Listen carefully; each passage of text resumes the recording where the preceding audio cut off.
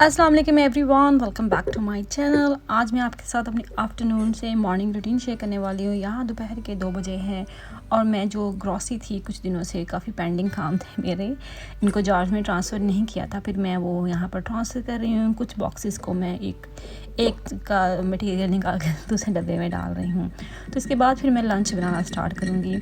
जो लोग यहाँ पर नए हैं उनके लिए मैं अपना इंट्रोडक्शन करवा देती हूँ कि I am mom of 2-3 year old daughter and 4 year old son. मैं यहाँ पर अपनी डेली रूटीन की वीडियो वीकली बेसिस अपलोड करती हूँ।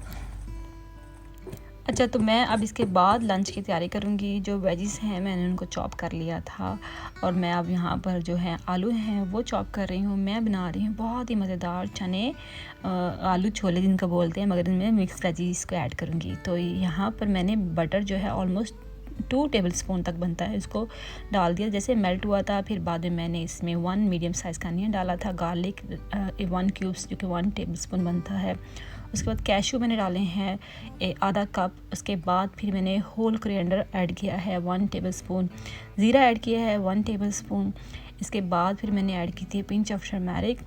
उसके बाद फिर मैंने सॉल्ट टू टेस्ट। इसके बाद मैंने ऐड की क्रश चिली। ये बहुत ही मज़ेदार एक पेस्ट तैयार होने वाली है। फिर बाद में मैंने इसमें ब्लैक पेपर साबित ही ऐड कर दी थी, क्योंकि जो अनियन है उसका अपना वाटर नहीं होता, तो उसमें वाटर डाल के उसको गलाने की ज़रूरत है।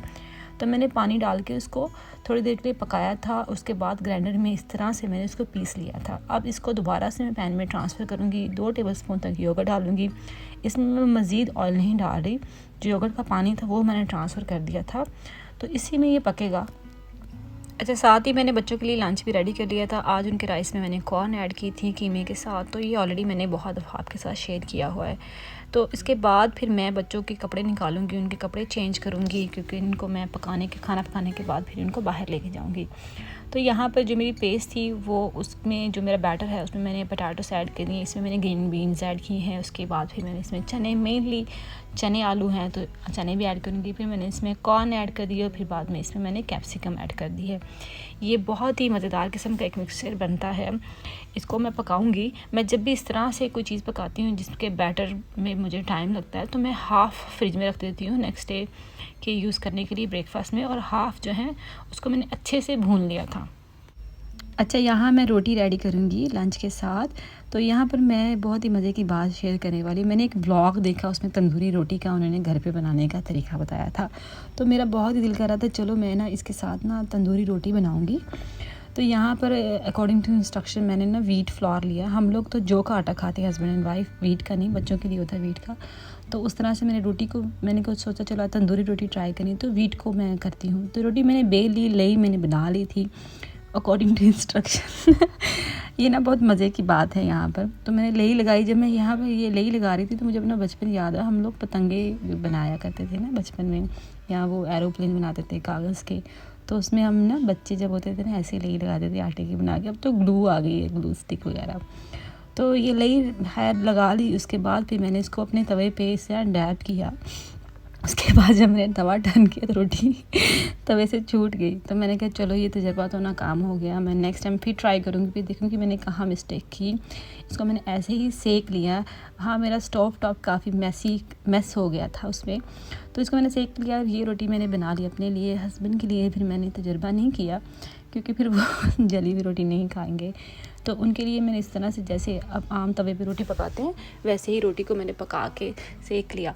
तो हमारी जो रोटी थी वो तंदूरी रोटी से ज़्यादा अच्छी बन गई। अब जो मेरा लंच रेडी हुआ था मैं सर्व करूँगी। बहुत ही मज़ेदार आलू चने बने थे। मिक्स वेजिटेबल इसमें ऐड की थी फ्लेवर को इन्हांस करने की। आप अपनी मर्ज़ी से कोई भी वेजिटेबल ऐड करें, प्रोसेस सेम फॉलो करें। ये इतना यमी बनता है। बटर मैंने रखा है, फिर मैंने कलवंजी स्प्रिंकल कर दी है, और बस हमारा लंच रेडी है।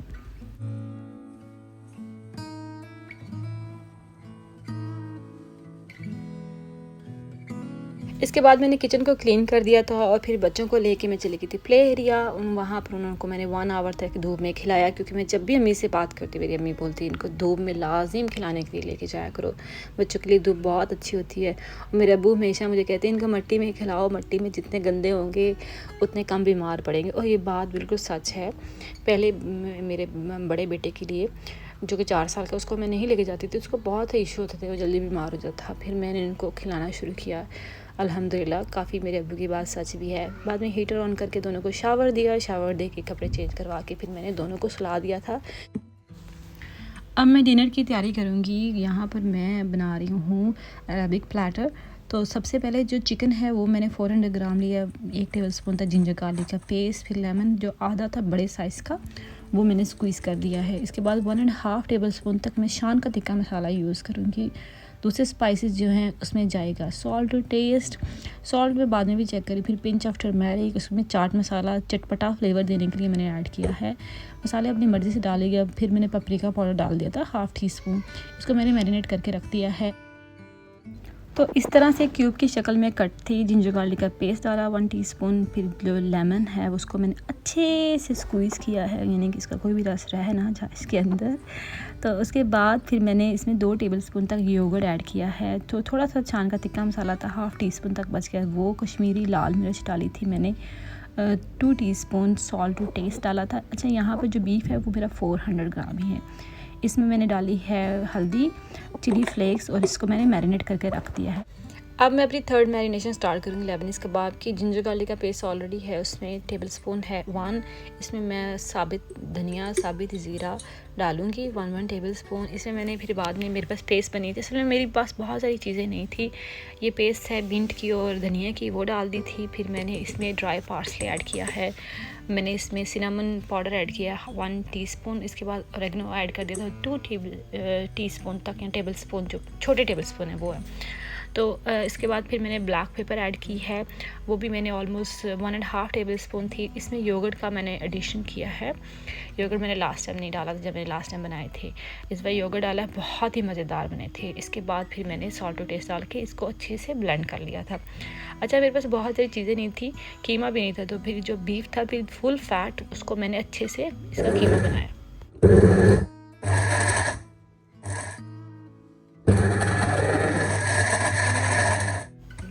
यहाँ हमारा कीमा रेडी हो चुका है फुल फैट के साथ। देखिए बहुत ही ज़बरदस्त बना था, झटपट बन गया था, इतना टाइम नहीं लगता।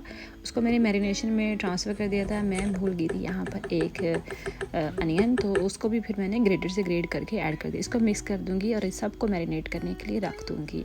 दोबारा से मैंने सॉल्ट और पेपर चेक किया था, थोड़ा सा कम था तो फिर ऐड कर दिया।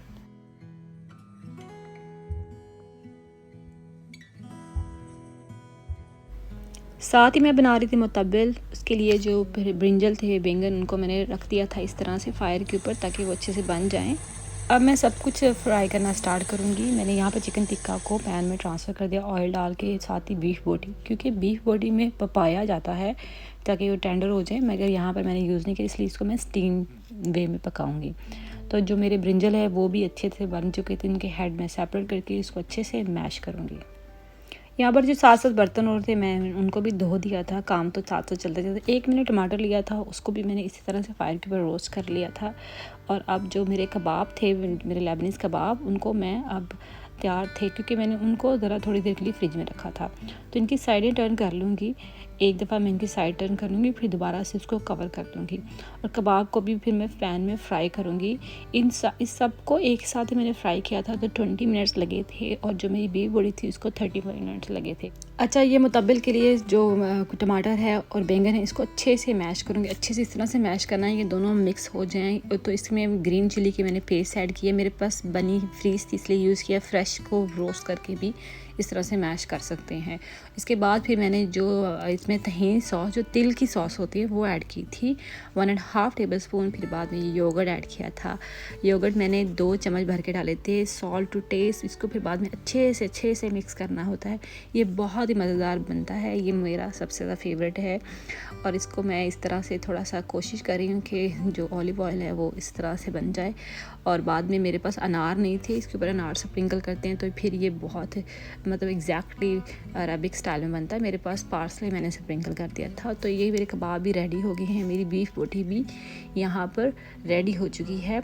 अब इसके बाद फिर मैंने रोटी डाली थी, तो ये बड़ा ही खूबसूरत सब लुक आ रही है सारे प्लेटर की। रोटियाँ मैंने एक्सपेरिमेंट नहीं किया था, तो तंदूरी वाला थोड़ा सा सेक लिया था उसको। और अब मैं इसको सजाऊंगी प्लेट को। अगर खाना प्रेजेंटेशन के साथ दिया जाए ना तो खाने वाले का भी दिल करता है और आपका ख़ुद भी खुशी होती है। साथ ही सैलड जो था अवेलेबल वेजिटेबल्स का, उन्हीं का मैंने बना लिया था। ग्रीन चटनी के साथ मैंने इसको सर्व किया। बारबेक्यू सॉस मैंने बनाई थी, यहाँ केचप, चिली सॉस और बारबेक्यू जो मैरिनेटेड सॉस थी वो डाल के इन दो सबको मिक्स करके मैंने एक सॉस तैयार की थी जो कि बहुत ही मज़ेदार बनी थी। अच्छा, सबको बहुत भूख लगी थी इस टाइम पे, ना तो डाइनिंग पे कोई बैठा ना कोई गया, सारे रूल ब्रेकर हैं। तो यहाँ पर ये मेरी प्लेट है। माओ की प्लेटें हमेशा सिंपल और सादा सी बनती हैं। मुझे अपनी प्लेट को डेकोरेट करने का टाइम नहीं मिला। मैं आपको बीफ बोटी भी दिखाती हूँ कि मैंने पपाया, पाइनएप्पल जो भी डालने के लिए टेंडर करती है उसके अलावा भी किस तरह से बनाई थी। स्टीम दिया था थोड़ा सा, तो इतनी सॉफ्ट बनी थी, बिल्कुल टेंडर बनी थी, बिल्कुल भी कच्ची नहीं थी, बहुत अच्छी बनी थी। ये देख सकते हैं आप। तो आप पपाया और पाइनएप्पल ना भी हो तो भी आप घर में बीफ बोटी को ट्राई कर सकते हो। और ये मुतब्बल है जो कि बहुत ही मज़ेदार। जब मैं इसको वॉइस ओवर कर रही थी मुझे दोबारा से भूख लग गई। तो हम सब ने अल्हम्दुलिल्लाह डिनर बहुत शौक से किया।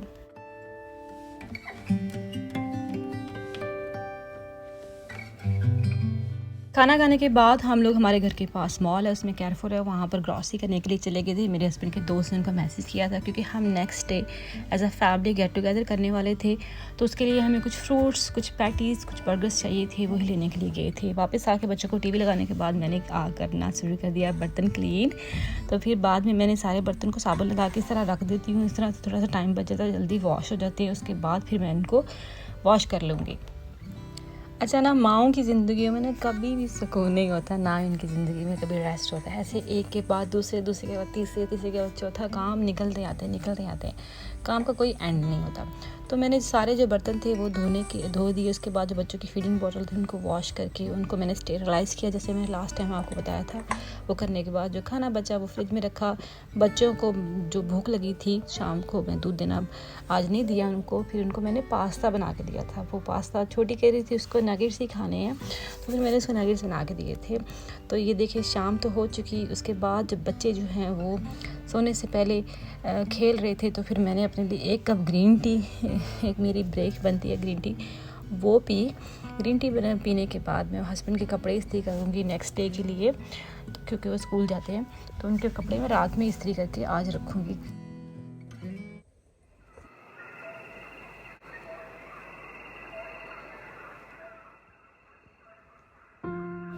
ये नेक्स्ट डे सुबह 6 बजे का क्लिप है। मैं हस्बैंड के लिए ब्रेकफास्ट बना रही हूँ, साथ ही उनका लंच बॉक्स रेडी करूँगी। नॉर्मली मैं रात को चॉप करती वेजीज़, पर क्योंकि मैं ग्रॉसरी करके आई थी, थक गई थी, तो मैंने चॉप नहीं की थी। मैंने अब वेजीज़ चॉप कर ली हैं।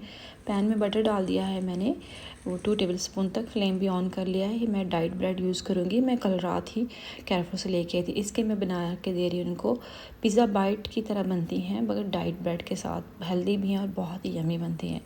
तो इसको आप पॉकेट पिज़्ज़ा बोल सकते हैं क्योंकि इसकी शेप भी पॉकेट जैसी है। इसको मैंने ओपन कर लिया था जैसे मेरा बटर मेल्ट हुआ था। फिर बाद में मैंने इसमें वेजिस को ट्रांसफ़र कर लिया। जैसे वो स्टेयर होंगी उसके बाद मैं इसमें चिली फ्लेक्स ऐड करूँगी, सॉल्ट टू टेस्ट ऐड करूँगी। और फिर जो रात में मेरे लेबनीज़ कबाब का जो बच गए थे 2 कबाब, उनको चॉप करके डाल दिया था। आप चिकन भी डाल सकते हैं अगर आप बीफ ना पसंद करें। फिर इसमें मैंने शेज़वान सॉस 1 टेबलस्पून ही रह गई थी तो फिर मैंने वो ऐड कर दी थी। सोया सॉस मैंने 1 टीस्पून ऐड किया था। उसके बाद फिर मैंने इसमें 1 टीस्पून तक ऑरिगेनो ऐड किया। फिर केचप 1 टेबलस्पून तक। और ये टर्न अमेजिंग, इतना खूबसूरत कलर लग रहा है और टेस्ट उससे भी ज़्यादा मज़ेदार आया था। तो अब इसकी फिलिंग स्टार्ट करूँगी जो कि पॉकेट वाली ब्रेड है उसमें। तो यहाँ पर मैं इस तरह से जो मेरी चीज़ है चेडर चीज़ वो फैला दूँगी नीचे, ऊपर वाली लेयर में चेडर चीज़, नीचे जो मेरा जो मैंने मिक्सचर बनाया था उस तरह से इसकी फिलिंग करूँगी।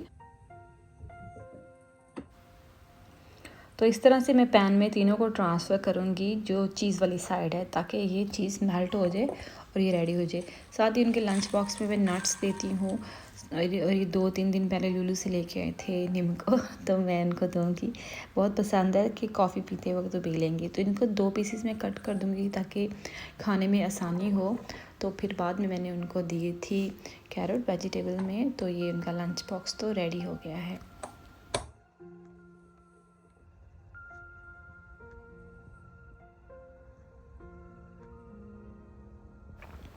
बच्चे 9 बजे उठे थे, उनको मैंने अंडा पराठा बना के दिया था। क्रम्पल कर दिया था एग, इसमें मैंने थोड़ी शुगर डाली थी, साथ में सादा सा पराठा। और एक मैंने अपने लिए बनाई थी अपनी पिज़्ज़ा बाइट, तो वो मैंने खाई थी। उसके बाद फिर मैं किचन में आ गई थी। हमने जो कैरफोर से ग्रॉसरी ख़रीदी थी, जो हम गए थे, हमने जाना था एक फैमिली के साथ, तो उसी की जो बर्गर्स और पैटीज़ हैं उनको मैं खोलूँगी। तो मैं बेसिकली फ्रीज़र में रख दिया था, इसको मैं डीप फ्रोस्ट करने के लिए बाहर लगा के रखूँगी। और साथ ही जो बर्गर बन थे उनको मैं काउंट करना चाहती थी कि हमारी क्वांटिटी पूरी है, क्योंकि सर्टन पीपल थे तो उसकी क्वांटिटी का ख्याल रखना बहुत ज़रूरी था। तो यहाँ मैं गिन रही थी और फिर मैंने बाद में हस्बैंड को पिक्चर भी लेके भेजी थी। अगर आप उन्होंने जाना था, वो बार बार मुझसे पूछ रहे थे कि ज़रा काउंट कर दो, पूरे तो है ना सारे कुछ। तो हम आज बेसिकली जो हमारे आउटडोर बारबेक्यू कर रहे हैं, आज हम बर्गर पार्टी करेंगे। हम टिक्का वगैरह नहीं कर रहे थे, क्योंकि हमने एक दिन पहले डिनर टिक्का वगैरह का कर लिया हुआ था। तो आज हम बर्गर पार्टी का मूड था। तो मैं आपको बताती हूँ कि हमारी बर्गर पार्टी किस तरह से हमने बर्गर बनाए। तो ये तो यहाँ तक हो गया, घर तक। और ये आउटडोर जब हम गए तो ये मैंने क्लिप लास्ट मोमेंट में ऐड किया है। तो ये क्लिप इसलिए ऐड किया कि जब मैं दिखा सकूँ कि हमने किस तरह से बर्गर बनाए। ग्रिल किए थे, इस तरह से चीज़ रखी थी, सलाद रखा था, उसके बाद यहाँ से बर्गर पकड़ो रखो। कस्टमाइज़ था, सब अपनी मर्ज़ी से जैसे जैसे मर्ज़ी बनाएं। और सॉसेजेस भी कस्टमाइज़ ही थी, जिसका जो दिल करे सॉस डाले और खाए। और ये बहुत अमेजिंग बर्गर बने थे। उम्मीद करती हूँ आपको व्लॉग पसंद आया होगा। तो चैनल को सब्सक्राइब कीजिएगा, वीडियो को लाइक कीजिएगा। फिर मुलाकात होती है। टेक केयर, अल्लाह हाफिज़।